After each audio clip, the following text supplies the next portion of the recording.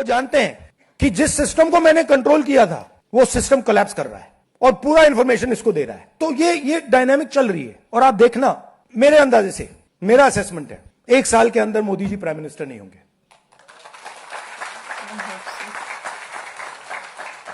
कौन है मोदी सरकार का विभीषण? कौन भारतीय जनता पार्टी सरकार के अंदर से सीक्रेट खबरें राहुल गांधी को लीक कर रहा है? आखिर क्यों राहुल गांधी मंच पर खड़े होकर कह रहे हैं कि मोदी सरकार के अंदर से कई लोग मुझे जानकारी दे रहे हैं? क्योंकि इन्हें इस बात का डर है कि कल को जब सड़क पर बगावत होगी, जब देश का युवा, देश का जेनजी सड़क पर उतर आएगा, तब इन लोगों के पास भागने को कहीं नहीं होगा। राहुल गांधी ने चेतावनी दी है कि आने वाले दिनों में एक ऐसा आर्थिक तूफान, एक ऐसी आर्थिक सुनामी आने वाली है और मोदी सरकार ने वो तमाम एजेंसीज को बर्बाद कर दिया है जो अब तक हमें ऐसे आर्थिक तूफानों से बचाती हुई आई हैं। आर्थिक সংকটটো অলৰেডি ষ্টাৰ্ট হৈ গৈছে, কাৰণ ইমান বস্তুৰ দাম বাঢ়িছে কি সাধাৰণ মানুহৰ চলিবলৈ টান হৈছে। চিলিণ্ডাৰৰ মূল্যৰ পৰা আদি কৰি ইলেক্ট্ৰিচিটি দামৰ পৰা আদি কৰি বস্তুৰ দাম প্ৰতিটো মূল্য ইমানেই বেছিকৈ বাঢ়ি গৈছে যে সকলো অৱস্থা বেয়া হৈ গৈছে। আপুনি 500 টকা এটা লৈ গ'লে বস্তু কেইটা আহে। আৰু এটা কথা ক'ব বিচাৰোঁ যে মোদী চৰকাৰখন সম্পূৰ্ণৰূপে বিফল হৈছে। এইটো কাৰণে ক'ব বিচাৰোঁ যে যিটো পইচাৰ মূল্য किमान ह्रास हुए 95-96 टका हो गए $1 विपरीत। सबसे बड़ा सवाल दोस्तों, आखिर राहुल गांधी इशारा किसकी तरफ कर रहे हैं? क्योंकि मैं आपका ध्यान खींचना चाहूंगा कि मोदी के पूर्व इकोनॉमिक एडवाइजर अरविंद सुब्रमण्यम और सुरजीत भल्ला, ये दोनों ही मोदी सरकार से जुड़े हुए इकोनॉमिक एडवाइजर्स थे और अब वो लोग भाजपा सरकार की आलोचना कर रहे हैं। अरविंद सुब्रमण्यम, जो कि पूर्व चीफ इकोनॉमिक एडवाइजर हैं, वो ये तक कह रहे हैं कि अंबानी और अडानी की वजह से देश में फॉरेन इन्वेस्टमेंट को नुकसान पहुंच रहा है। क्या कहा है पूर्व इकोनॉमिक एडवाइजर ने बस कुछ देर बाद, मगर उससे पहले राहुल गांधी के 2 बयानात। सबसे पहले सुनिए, जब राहुल गांधी ये कहते हैं कि देश के सामने एक बहुत बड़ा आर्थिक तूफान आ रहा है और सरकार के अंदर से कुछ लोग उन्हें जानकारी लीक कर रहे हैं कि सरकार में हालात कितने खराब हैं। सुनिए राहुल गांधी ने क्या कहा।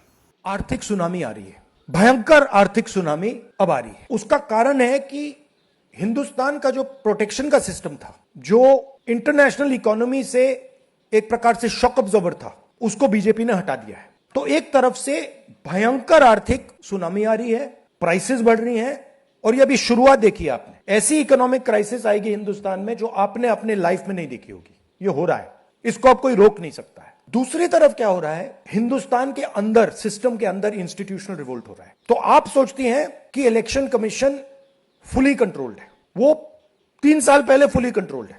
चीफ इलेक्शन कमिश्नर के मैसेजेस मेरे पास आ रहे हैं, head of intelligence system, senior judiciary, सारों के सारे रिवोल्ट कर रहे हैं, इंफॉर्मेशन दे रहे हैं हमें।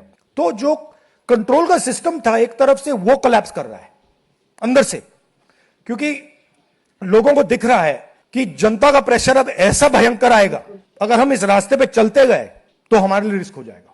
आप क्या सोचते हो, अगर जनता को मालूम है कि इलेक्शन सिस्टम रिग्ड है और जनता की इकोनॉमिक प्रेशर, गरीबी, दर्द के कारण जनता में गुस्सा आ गया, आप क्या सोचते हो कि इलेक्शन कमिश्नर को डर नहीं लगेगा कल क्या होने वाला है? तो अब क्या हो रहा है, सिस्टम अंदर से ऐसे हिल रहा है पूरा।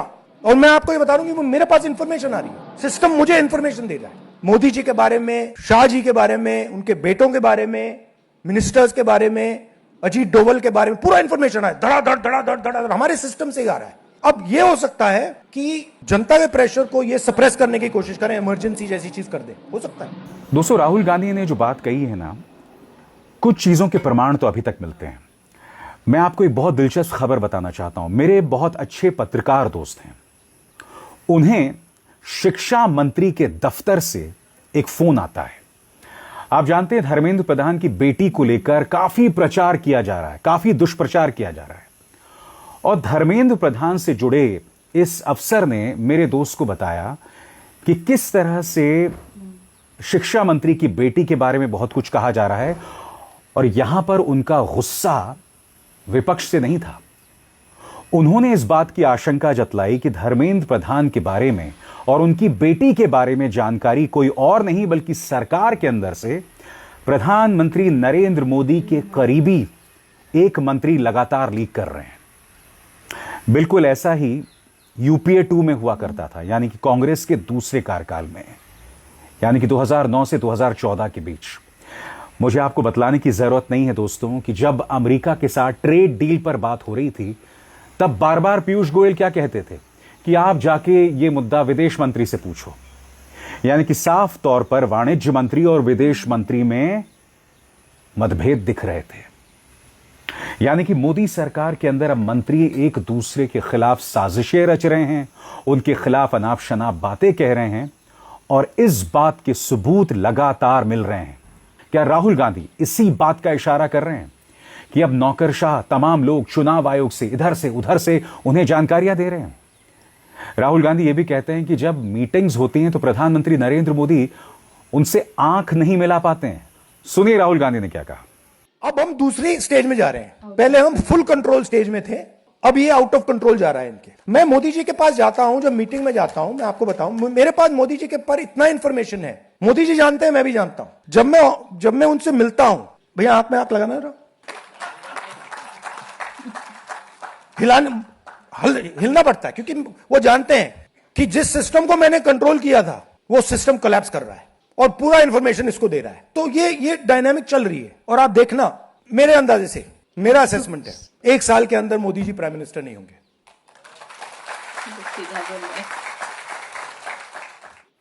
दोस्तों, कल ही एक बहुत बड़ी खबर आई थी जो बहुत अप्रत्याशित थी। अगर यह सही होता तो देश के इतिहास में ऐसा कहीं नहीं हुआ था। ब्लूमबर्ग के मुताबिक देश का सोना बेचा जा रहा है, मगर उसके बाद रिजर्व बैंक ऑफ इंडिया बयान लेकर आता है और कहता है ये खबर सरासर गलत है। मगर सोशल मीडिया के अंदर कई लोग इस बात की ओर इशारा करते हैं कि रिजर्व बैंक ऑफ इंडिया का जो बयान था ना, वो अप्रैल महीने तक का था, मगर ब्लूमबर्ग ने जो खबर दी है वो मई के महीने में की है। यानी कि ब्लूमबर्ग के मुताबिक सरकार ने मई में सोना बेचा। अब तक रिजर्व बैंक ऑफ इंडिया ने इस पर स्पष्टीकरण नहीं दिया है, कम से कम इस वक्त जब मैं खबर रिकॉर्ड कर रहा हूं, कि असलियत क्या है। अब जाहिर सी बात है विपक्ष इस पर प्रहार कर रहा है। अखिलेश यादव ने इस पर करारा प्रहार किया है। अखिलेश यादव जिक्र कर रहे हैं लल्लन टॉप की इस खबर का, सरकार ने बेचा गोल्ड, आरबीआई ने दी सफाई। अब इस पर अखिलेश यादव क्या कहते हैं, गौर फरमाएं। भाजपा ने देश का स्वर्ण मान बेच दिया है। अब देश की जनता को समझ में आ गया कि भाजपा सरकार सोना खरीदने से मना क्यों कर रही थी, क्योंकि अगर सोना जनता के पास चला जाता तो ये बेचते कैसे। $5 ट्रिलियन इकोनॉमी के जुमले की सुनहरी परत अब उतर गई है।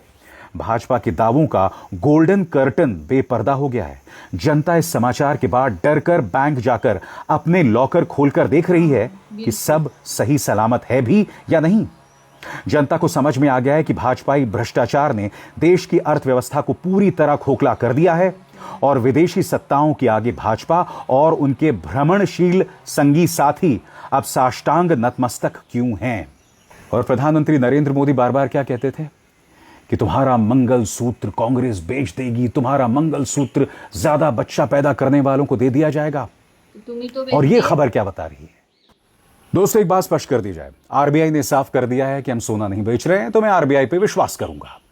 मगर मुद्दा यह है कि ये जो असमंजस है कि आरबीआई का ये बयान जो है वो अप्रैल तक का है, आरबीआई ने जो भी दस्तावेज पेश किए हैं वो अप्रैल तक के हैं, ब्लूमबर्ग की खबर कह रही है कि ये खबर मई की है। ये जो असमंजस है ये आरबीआई को दूर करना चाहिए और यही वजह है कि ये सवाल उठ रहे हैं। और सवाल उठ रहे हैं पूर्व इकोनॉमिक एडवाइजर के इंटरव्यू से। याद रहे, मोदी के पूर्व इकोनॉमिक सलाहकार अरविंद सुब्रमण्यम ने दिया था बड़ा बयान। अडानी अंबानी की वजह से विदेशी निवेश में आ रही दिक्कतें, अडानी अंबानी के दबदबे के सामने बाकी सभी व्यापारी बेबस। अरविंद सुब्रमण्यम का यह पुराना बयान आज बहुत मायने रखता है।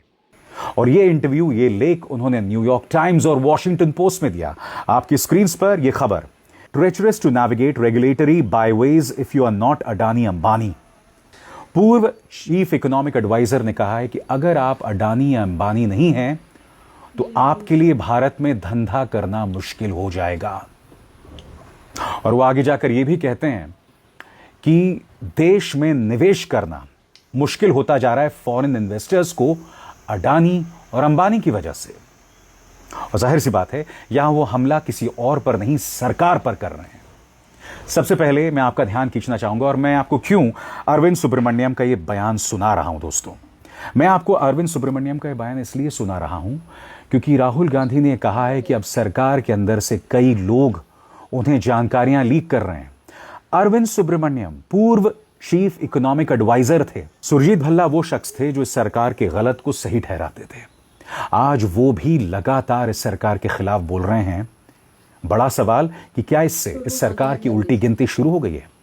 मगर बगैर वक्त बर्बाद किए अरविंद सुब्रमण्यम ने कहा क्या आपकी स्क्रीन पर।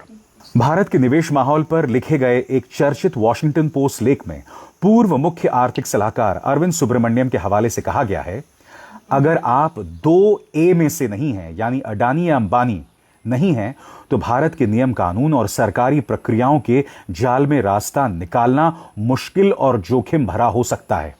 वो ये भी कहते हैं कि देश के दूसरे इन्वेस्टर्स और कारोबारियों को थोड़ा इनसिक्योर महसूस होता है। मोदी दौर को लेकर उनका कहना है कि इसमें काफी प्रचार, शोर शराबा और मैनेजमेंट शामिल है, लेकिन इसके साथ साथ कुछ वास्तविक उपलब्धियां भी हैं। यानी वो मानते हैं कि सरकार ने कुछ ठोस कदम किए हैं, लेकिन उनके मुताबिक इसके साथ साथ राजनीतिक प्रभाव और असमान व्यवहार की समस्या भी मौजूद है। इसलिए भले ही उन्होंने सीधे तौर पर यह नहीं कहा कि चहेते उद्योगपतियों को फायदा पहुंचाने की वजह से निवेश भाग रहे हैं, लेकिन उनका तर्क यह है कारोबारी और नियामकीय माहौल में, यानी रेगुलेटरी माहौल में, दो बड़े कारोबारी समूहों यानी अडानी और अंबानी के लिए काफी ज्यादा अनुकूल दिखाई देता है। बाकी इन्वेस्टर्स को नियम कानून और सरकारी फैसले अनिश्चित और जोखिम भरे लगते हैं। इससे इन्वेस्टर्स का भरोसा कमजोर पड़ सकता है और प्राइवेट इन्वेस्टमेंट पर नेगेटिव असर पड़ सकता है। और सबसे बड़ी बात वो इशारा कर रहे हैं कि इसका सीधा असर फॉरेन इन्वेस्टमेंट पर पड़ रहा है, बाकी कंपनियों के ग्रोथ पर पड़ रहा है। और इसके बारे में अरविंद सुब्रमण्यम क्या कहते हैं, मैं चाहता हूं आप इस पर गौर करें। भारतीय कंपनियों का इन्वेस्टमेंट उतनी तेजी से नहीं बढ़ रहा है जितनी उम्मीद की जा रही थी। नई फैक्ट्रीज, मशीनें, प्लांट आदि लगाने पर होने वाला खर्च ठहरा हुआ है और जीडीपी के अनुपात में उसका हिस्सा भी घट रहा है। शेयर बाजार में विदेशी और घरेलू पोर्टफोलियो निवेश का पैसा आ रहा है, लेकिन लंबे समय वाला फॉरेन डायरेक्ट इन्वेस्टमेंट और नए प्रोजेक्ट्स की रफ्तार उतनी मजबूत नहीं है जितनी तेज आर्थिक विकास की कहानी से लगती है। और इसी मंच पर मैंने आपको बार बार बताया था कि किस तरह से फॉरेन इन्वेस्टर्स देश छोड़कर भाग रहे हैं। फॉरेन इंस्टीट्यूशनल इन्वेस्टर्स जो भारतीय शेयर बाजार में इन्वेस्ट करते हैं, वो हॉस्टाइल एनवायरनमेंट की वजह से, प्रतिकूल माहौल की वजह से देश छोड़कर भाग रहे हैं। मगर जाहिर सी बात है, इतना बड़ा आर्थिक संकट है और इसी का इशारा राहुल गांधी ने किया। इतना बड़ा आर्थिक संकट है मगर इसकी चर्चा कोई नहीं करना चाहता। अरविंद सुब्रमण्यम आगे क्या कहते हैं, उनके शब्दों में फिलहाल ऐसा कोई सबूत नहीं है कि इन्वेस्टर्स भारत को लेकर ज्यादा आश्वस्त या निश्चिंत महसूस कर रहे हैं, यानी कंफर्टेबल महसूस कर रहे हैं। उनका तर्क क्या है, जब पॉलिसीज, नियम कानून और सरकारी कार्रवाई कुछ राजनीतिक रूप से जुड़े बड़े कारोबारी समूहों के पक्ष में दिखाई देती है, तो बाकी कंपनियों को डर रहता है कि उनके साथ कभी भी मनमाना या नुकसानदेह व्यवहार हो सकता है। ऐसे चहेती पूंजीपतियों वाली धारणा से नियम कानून को लेकर अनिश्चितता बढ़ती है, अनसर्टेनिटी बढ़ती है। इससे बाकी कंपनियों के लिए कारोबार का जोखिम बढ़ जाता है। नतीजा यह होता है कि कंपनियां लंबे समय के बड़े इन्वेस्टमेंट से हिचकती हैं, भले ही जीडीपी ग्रोथ और शेयर बाजार के आंकड़े मजबूत क्यों ना दिख रहे हों। और आप जानते हैं, कई जो आलोचक हैं वो जिक्र कर रहे हैं वेदांत ग्रुप और अडानी के बीच में हाल ही में जो कंट्रोवर्सी हुई थी। दोनों जेपी के लिए बिडिंग कर रहे थे, मगर फिर रहस्यमय तरीके से अनिल अग्रवाल, जो कि वेदांत ग्रुप के मालिक हैं, उन्होंने कहा कि यह कॉन्ट्रैक्ट अडानी ग्रुप को चला गया। अब पूरा मामला क्या है आप समझिए, क्योंकि अरविंद सुब्रमण्यम ने क्या कहा था कि कुछ औद्योगिक समूहों के लिए राह आसान है मगर बाकियों के लिए मुश्किल है। सबसे बड़ी बात दोस्तों, वेदांत ग्रुप पर ईडी की रेड भी पड़ी। आप मुझे बताइए, जिन 2 A's की बात की जा रही है उन पर आज तक कोई रेड पड़ी नहीं पड़ी। हो सकता है कि वो बहुत अच्छे बिजनेस प्रैक्टिसेस करते हों, बहुत महान उद्योगपति हों, मगर ऐसा कैसे हो सकता है दोस्तों कि बाकियों के खिलाफ ED red, income tax raid, मगर कुछ लोगों को इससे परे रखा गया है। अब ये जो वेदांत वर्सेस अडानी मामला क्या है, गौर फरमाएं। वेदांत अडानी और जेपी बोली विवाद का मामला। मार्च के आखिर में अनिल अग्रवाल ने सोशल मीडिया पर दावा किया कि वेदांत को लिखित रूप से बताया गया था कि उसने जेपी ग्रुप की एक संपत्ति, जिसमें बुद्ध इंटरनेशनल सर्किट और अन्य संपत्तियां शामिल हैं, की बोली जीत ली थी। लेकिन उनके मुताबिक बाद में यह फैसला पलट दिया गया और संपत्तियां एक कॉम्पिटिटर बोलीदाता को दे दी गईं, जिसे व्यापक तौर पर अडानी ग्रुप मान लिया गया। इसके बाद वेदांत ग्रुप ने उस समाधान रेजोल्यूशन प्लान पर रोक लगाने की मांग की, सुप्रीम कोर्ट का दरवाजा खटखटाया, जिसमें जेपी ग्रुप की संपत्तियों के लिए अडानी की बोली को प्रायोरिटी दी गई थी। इस तरह दिवाला प्रक्रिया यानी इंसॉल्वेंसी प्रोसेस और बोली के नतीजे को लेकर वेदांता और अडानी आमने सामने आ गए और मामला कानूनी लड़ाई तक पहुंच गया। मगर उसके बाद क्या होता है दोस्तों? उसके बाद ईडी की रेड पड़ती है वेदांत ग्रुप पर। मैं एक बात साफ कर दूं, मैं इसके लिए अडानी ग्रुप पर दोष नहीं मढ़ रहा हूं। क्या यह महज इत्तेफाक है? इसका फैसला आप कीजिए। मैं कतई नहीं कह रहा हूं कि अडानी ग्रुप की वजह से सरकार ने ईडी का रेड मारा, मुद्दा वो नहीं है। मगर ये कैसे इत्तेफाक हैं, इस पर भी हमें सवाल करना चाहिए। क्योंकि देखिए, जो रेड मारी गई है वेदांत ग्रुप पर, वो भी मैं आपको बता देता हूं।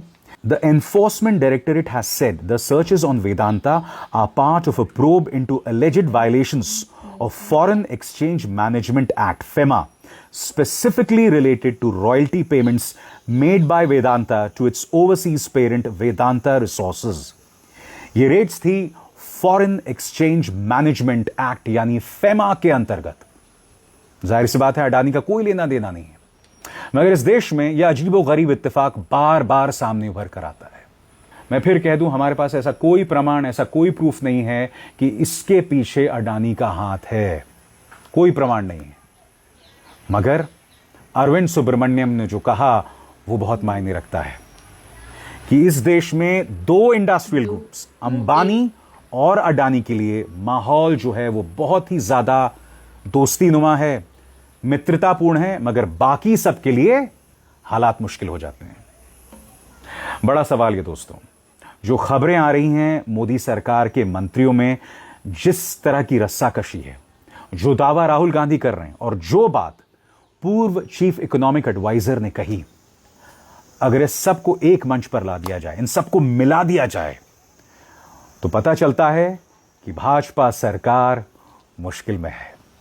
বৰ্তমান পৰিস্থিতি চলিছে সেইটো মানে ভয়ানক আৰু ভয়ংকৰ হ'বলৈ গৈ আছে।